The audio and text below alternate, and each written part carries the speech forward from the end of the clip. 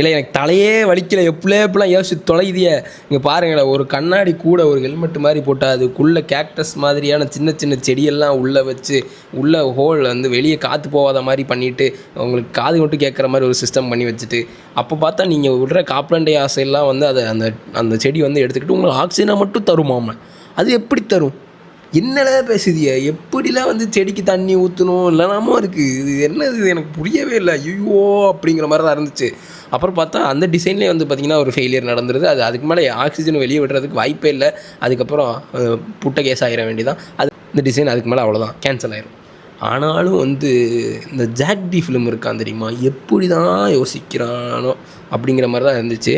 Chat ஜிபிடியை வந்து போட்டு அடித்து கதற விடுறான் போல்.